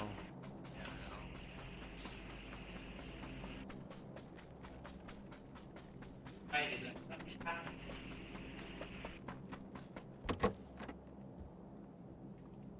Mình nghe thấy thì bốc 2 bình xăng luôn đấy.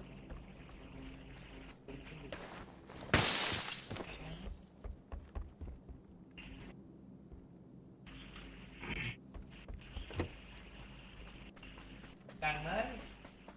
Mà em thấy máy bay không để nó mất rồi. Lần này có muốn báo nữa không? Báo đi ông ơi. Rồi. Báo đi.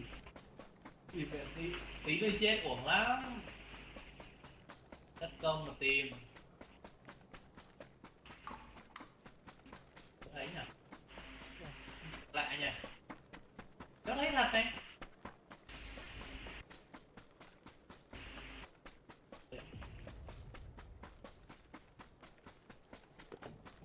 Hai gánh ba con gà đã chết.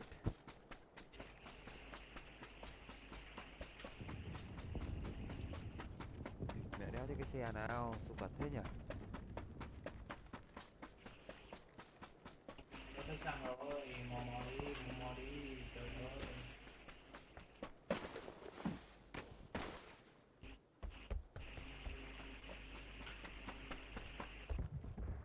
Đúng rồi nó. Cái nhặt bình xăng rõ ràng dính trong cái ba lô thì mẹ giờ đi ra đây đéo thấy. Lúc thì đây nha. Tôi có bình xăng này. À bình ga chứ. Bình ga. À, Mẹ lúc thì đây, lúc thì mua thì nhận.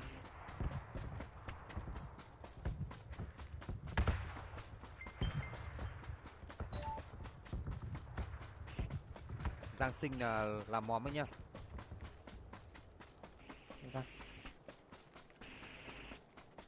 Cái nick Giang Sinh ấy. Cái nick ông Giang Sinh ấy.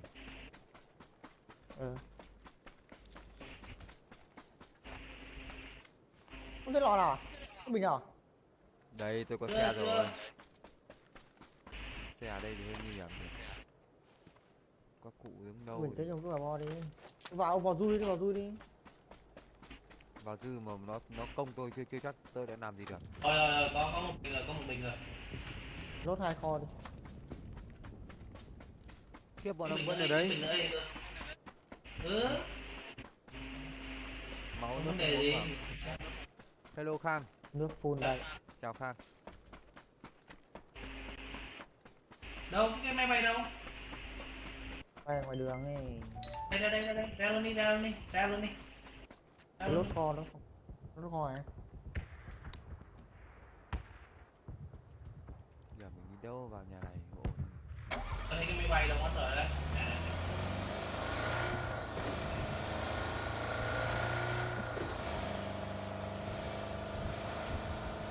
Ra kho đi. Đi. Mình bay ít luôn. Bay tí xuống nhập tiếp. Giữ mình cho lỗ. Đây.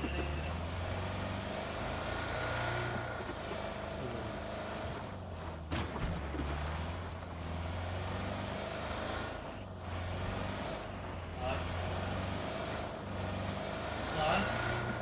Đây. Tỉnh chưa? Tốc độ chưa?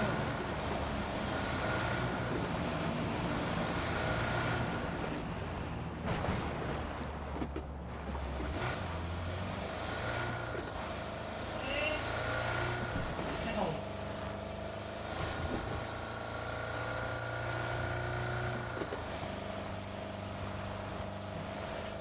Lên.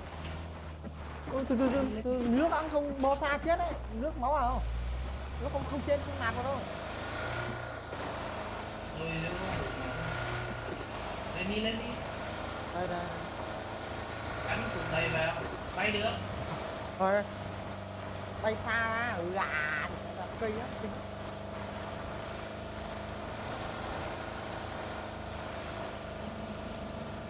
Rồi lát đấy.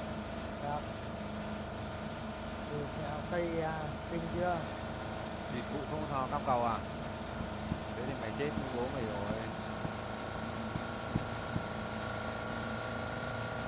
Ơi, giờ thôi xong rồi.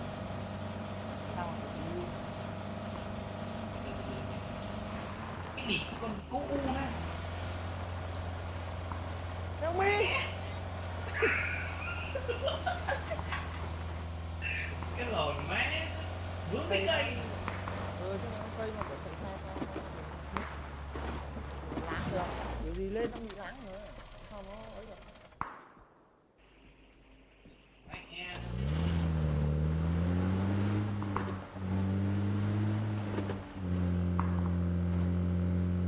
Quen tôi chợ mà tôi ra khỏi cái đám lục cây rồi.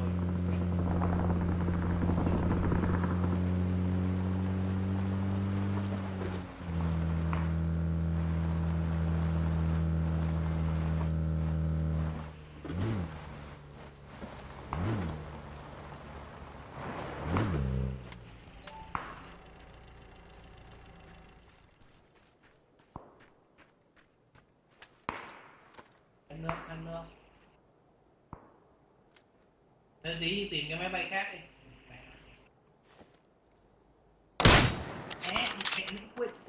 Quên giữ cái nút cửa tắt máy. Cái đấy phải giữ cái nút shift một lúc lâu nó mới hoạt động.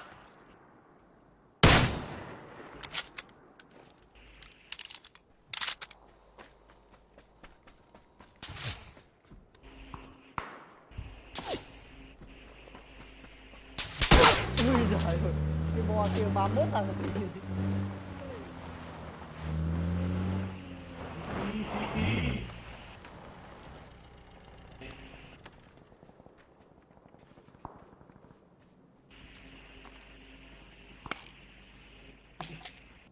Thế nói đúng không? Mẹ bố có khi bò 4 mới vào tới nơi.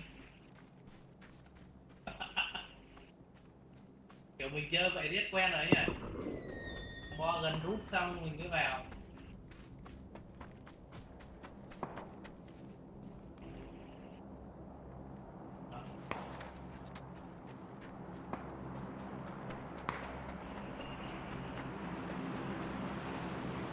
Đừng. Bao điểm của tôi nhá.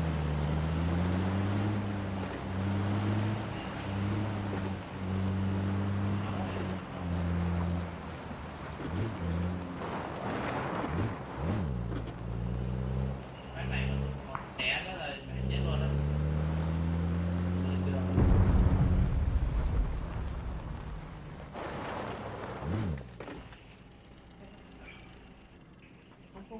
Không dùng máu được, không dùng máu được.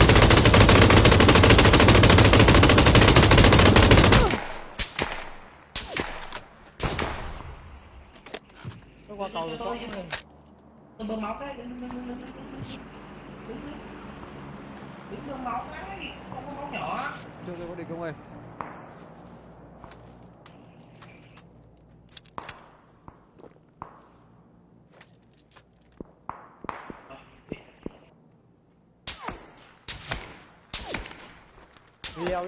Liều nhá. Ừ, đi mẹ đi. Máy bay đéo nổ mẹ. Lại đi, bắn sau lại đi. Cái bò này mà còn 28 thằng. Tôi đang bị mắc Chưa kẹt biết trò. này.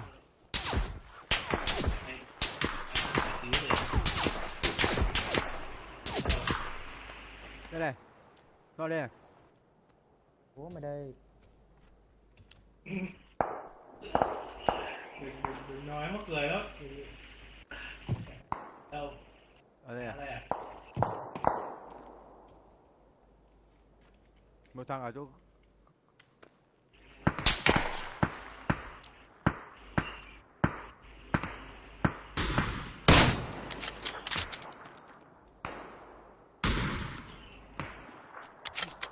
quá nhá. Anh em mình đâu? Sau lưng ba thằng đấy, sau lưng ông ba thằng đấy.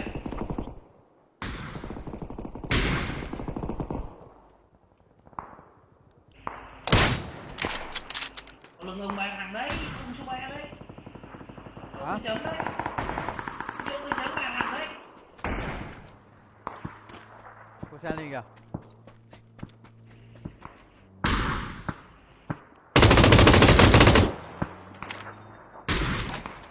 Cho tôi lon nước không ơi. Máu nữa. Đó, từ đầu không?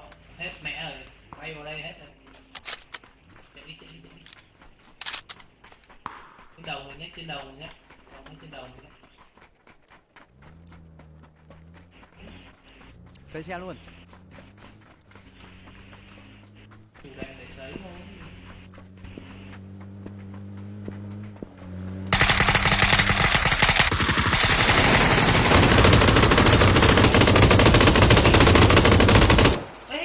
Đừng.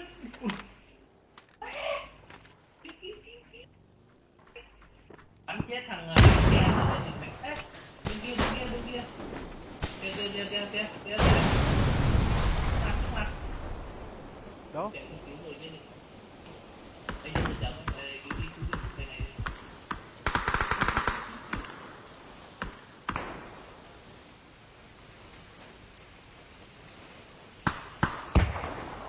Mình ngoài coi nhá. Cứ bắn ba thằng.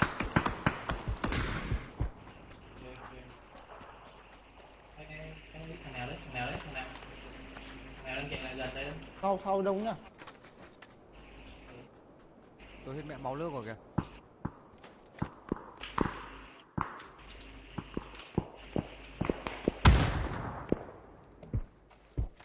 Cái ô tô đấy còn đằng sau còn không để tôi rút lại nhỉ? Sau còn không nhỉ? Giờ tôi không biết rằng nào nữa cả. Còn kìa. Ở trên Tôi này kẹt này. đây rồi, tôi kẹt hai thằng đây rồi. Tôi đéo thì nó đâu. Tôi kẹt đây rồi này. Bắn thằng này, bắn thằng hàng dưới đi, không đéo chạy được. Ok.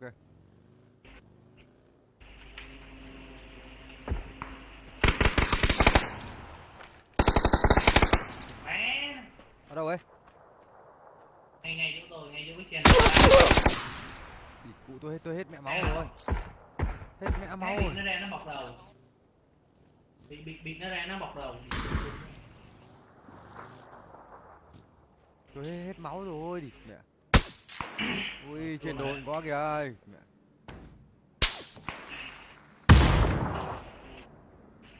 Có được rồi. Đông quá.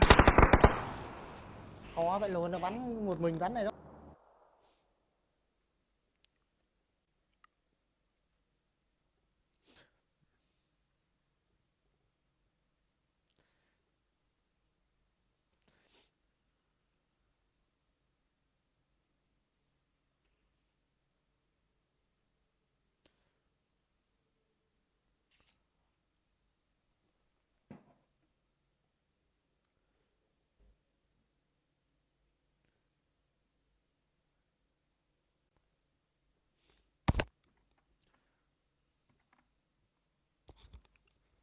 Thằng ơi. Tí bạn, đồng thường bắn xuống thật. Đông quá. Kiếm máy bay nữa về. Lần này không để nó còn đâu. Lần này nhá, thấy máy bay ấy là phải cẩu ra cái chỗ nào thoáng thoáng bay. Ê, Phải đi nó xa xa.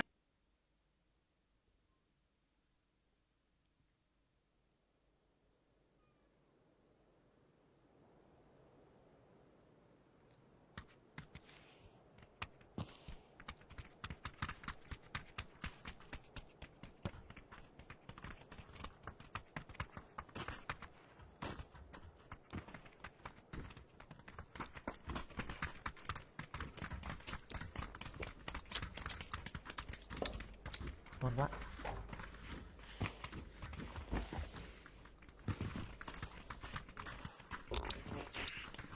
Má nó đang đứng nó bơm máu nghe thì mẹ tiếng bước chân lên vỡ bóc súng về là hai thằng.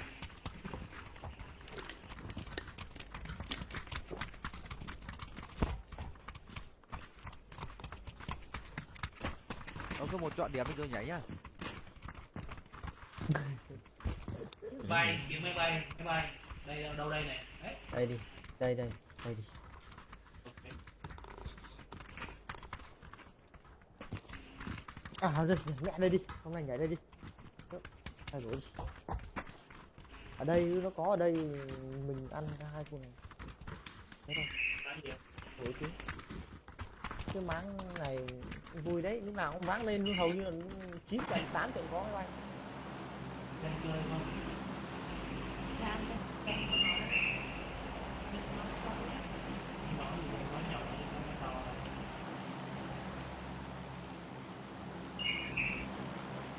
Ủa gì nó nhiều quá. Từ từ tính điểm 12 giờ về làm việc. Tính điểm về làm việc.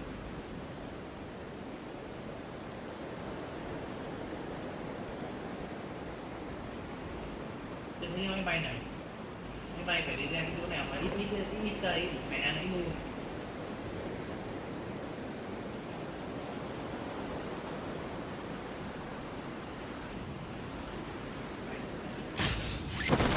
Có xe ô tô. Lên máy bay trước đi. Đâu có ô tô kia. Tôi mò mấy cái bình xăng hả? Ừ. Tí con chở ông đi này. Tí chở cả team đi.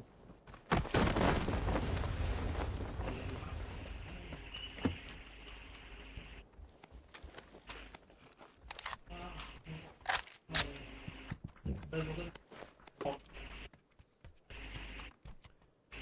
một quái này. Tôi này.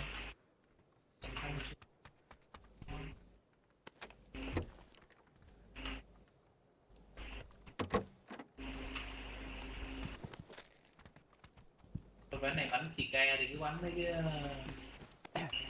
bắn như vậy.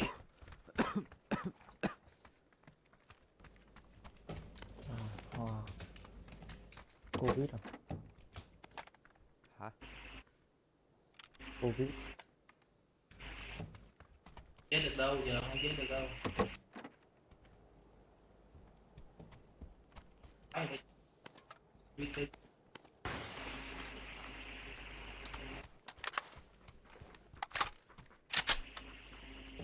Đeo ba lô chán quá. Có đéo đâu. Ba lô ở chỗ nào nhỉ? Đâu? Đây. Cái con đĩ nó lại bắn mình hai kênh. Xe ô tô này. Nào. Đi sang bên này đi, sang bên này đi. Bây giờ nó rút đâu? Đi bẻ ô tô hỏng.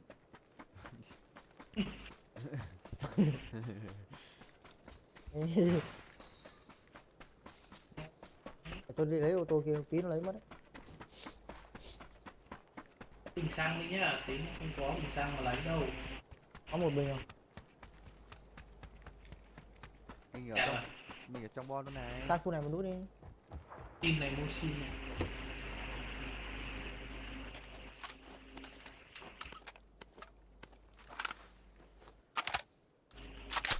Quay lại cầu tôi vậy.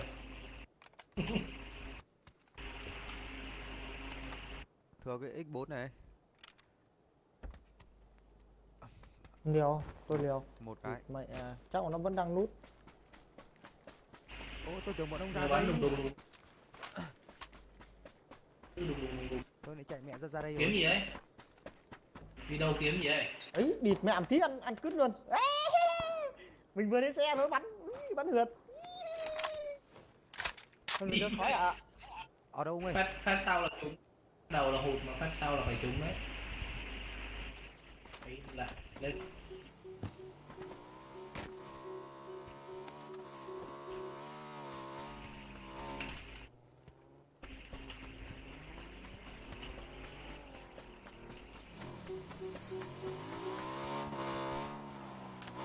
Đi ra cái trêu nó đi. Ừ. Đi ra cái chỗ nhà kia trêu nó. Này. Nhà này. Nó ở đấy. Vừa Sống lâu. Muốn thọ thêm tí. Ông nào lấy x Hai 4 không? Có chứ. Ở đây này, tôi cho tôi đẩy mẹ ba lô rồi. M14 luôn ở đây này. Mà 14 là khẩu gì? M6 M4 16. Tôi nhặt cho bọn ông luôn này. Nhưng mà tôi sắp Không, tôi không bắn đâu, không bắn thôi, không bắn đâu. Bắn ra bắn Paris rồi. Đây có M4 này. Bắn một nội đạn, nó bắn hai nội đạn.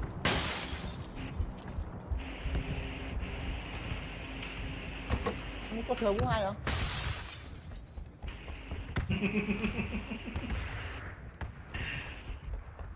Đâu, đi.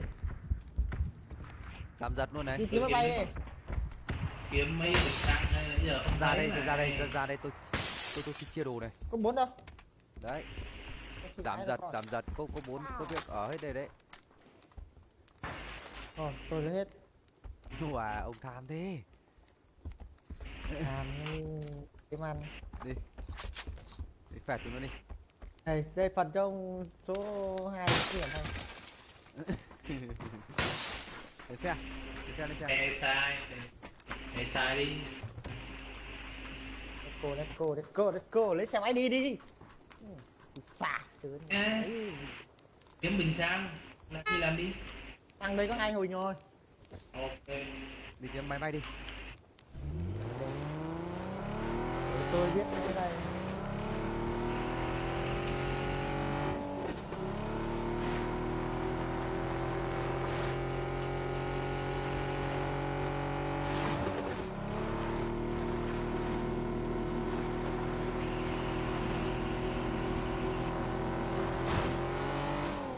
Có cái gì đó đỏ chứ? Đâu?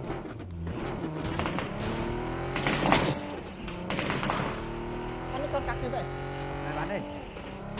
Bắn xe máy thôi, lấy xe khác đi. Cái này. Ui. Chết đâu. Lấy dậy. Trong này.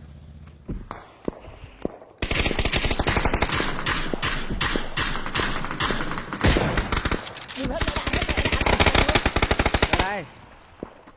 Cái nhà này này. Rồi.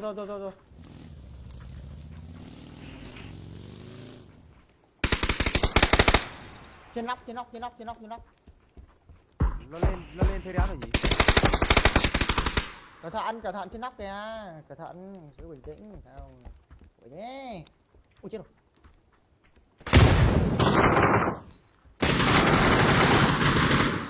Lock 1.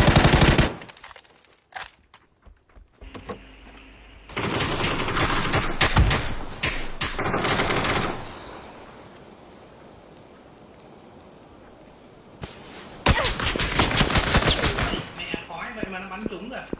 Quá Nhớ rồi. ngăn được thằng kia nhỉ. Khói mù Bom, mịt luôn mà nó bắn. bom.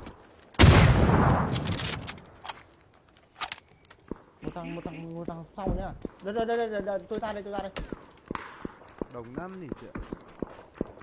Có thính mà. Khói ném mù mịt luôn mà nó thấy rồi. Đi. Đi vô. Mạnh nhá. Thằng chó này chạy hắc rồi. Ủa mày. Khói mù mịt vậy mà nó bắn trúng. Má.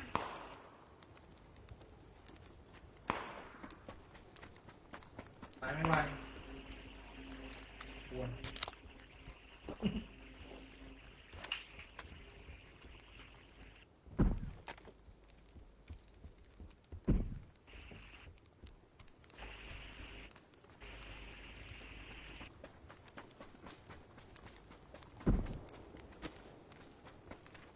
Ở đâu rồi?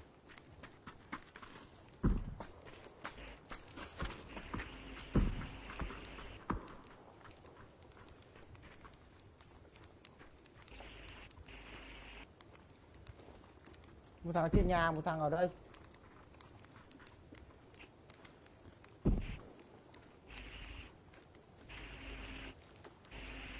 Đây. Bắn đâu ấy? Ở trên đồi.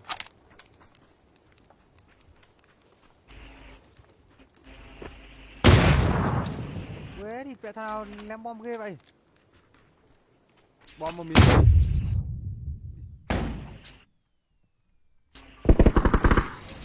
Nó đâu ơi? Ơ, Đéo biết nó ở đâu. địt mẹ tôi tưởng chính chân của ông cơ. Địt mẹ tôi tưởng chính chân của ông là sau tôi cơ. Ê, lẫn thật đấy. Kìa nó kìa.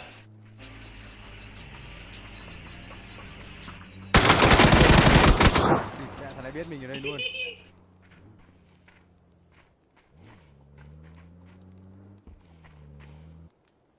Sụp vào thật. Đã thính đồng lắm. Mình chỉ cam được thôi. Chứ mình vào giữa tâm thì trên đấy cam xuống dưới cam ra đéo chạy được.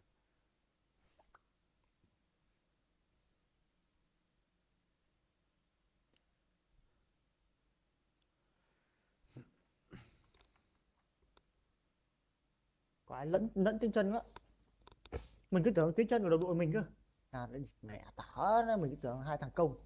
Thế là gãy. Nó trên cao nó lợi hơn.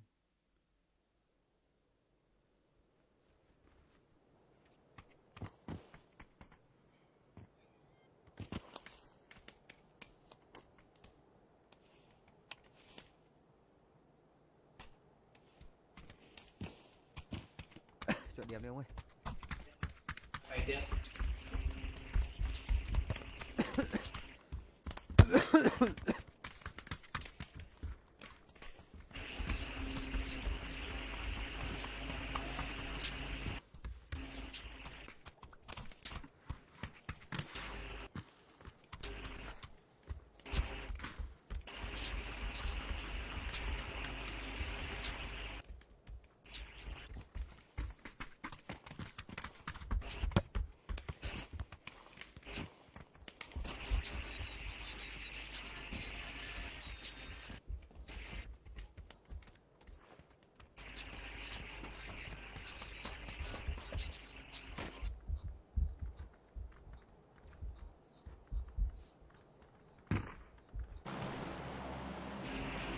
Full.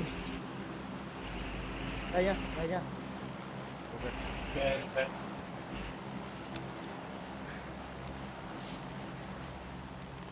Vừa đấy là hành trình đi tìm máy bay mà nhảy có phải đi ăn drop đâu. Tại vì nó đỏ quá.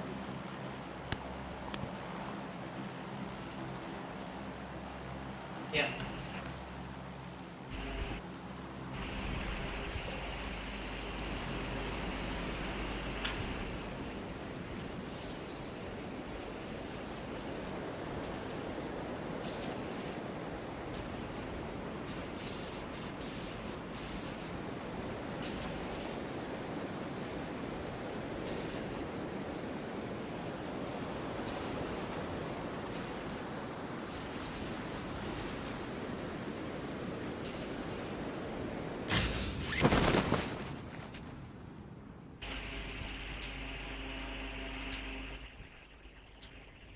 Vào đi. Đồng nha, Lấy đồng xe. nha, đồng nha. Rồi lấy cái xe. Không biết là nó lấy xe mất. Chắc chắn nó sẽ lấy xe. Ui nó có lộn.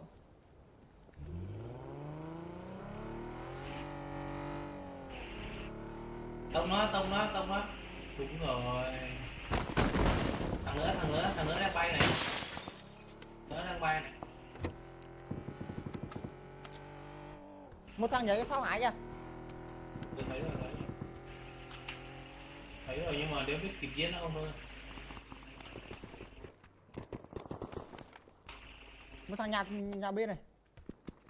Thấy rồi nhưng mà chưa có đồ, chưa có súng. Mẹ đeo súng rồi. Đừng mở nhà không ơi.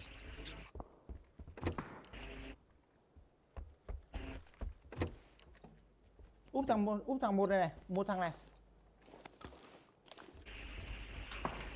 Ok, nhanh qua.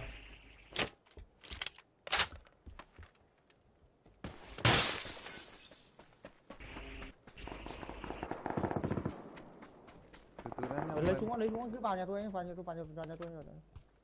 Lấy súng.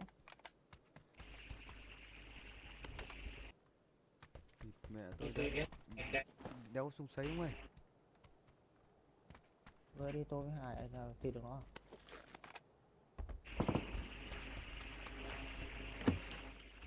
Wow, địt mẹ không có súng Ok à. ok ok ok. Đi Hải.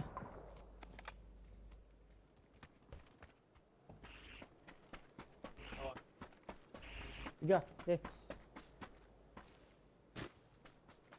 Ờ.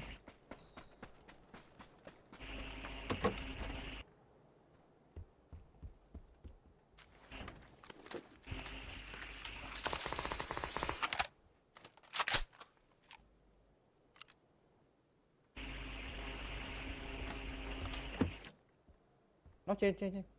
Mình tính nó để nghe. Đây. Kìa ông nào bị lốc rồi kìa.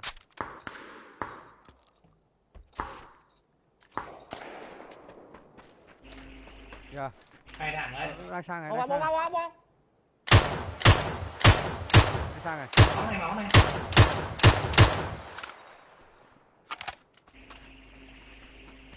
Chỗ chấm của tôi quá nhá.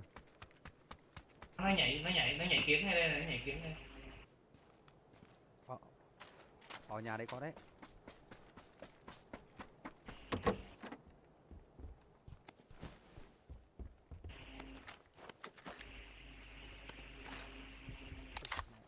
Có C4 kìa, chạy đi. Tôi nghe tiếng C4 đâu ấy. Có tiếng C4. Địt mẹ.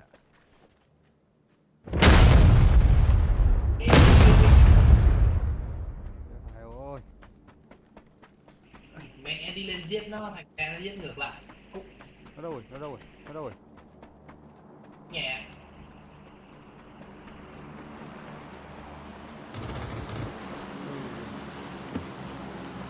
Không thì mấy thằng ấy, không thằng đâu.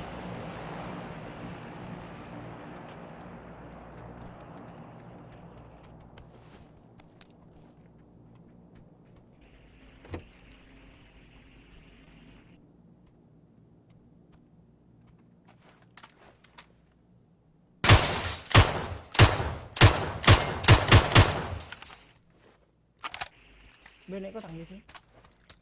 Chắc tim nó.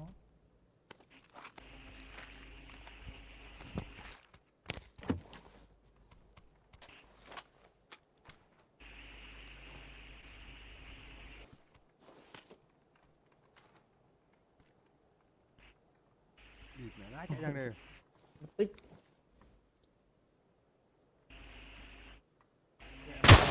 Quen.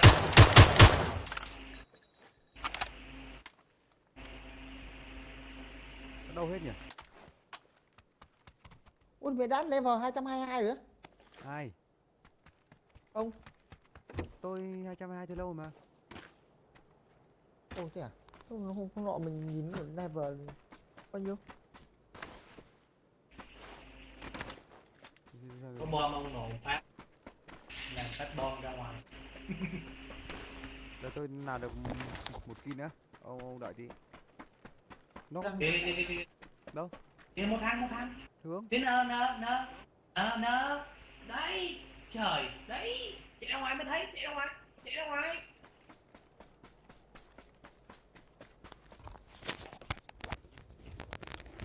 Đâu thấy đâu? Thế chạy vô cái nhà đấy. Mặt kém thế. Đấy, phía đấy. Mình bên trái không? Gần đấy. Phía đó. Ở phía đấy. Phía đó. Ở phía này. Nhấp nó. Đấy, trong nhà đấy. Như vậy vào làm láng thôi. Đấy. Mẹ đã rình đây rồi. Thằng trên bẩn. Thằng kia quá bẩn.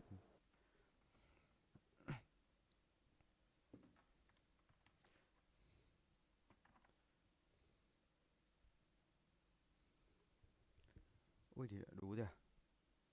Alo ông ơi. Đồ ăn bò cạp. Tôi phải nghỉ đây. Mấy ông cứ chơi đi nhá. Mấy giờ? 9:30 Ôi trời. nhá. Ok. Bye bye. Ok. Bye bye. Ok.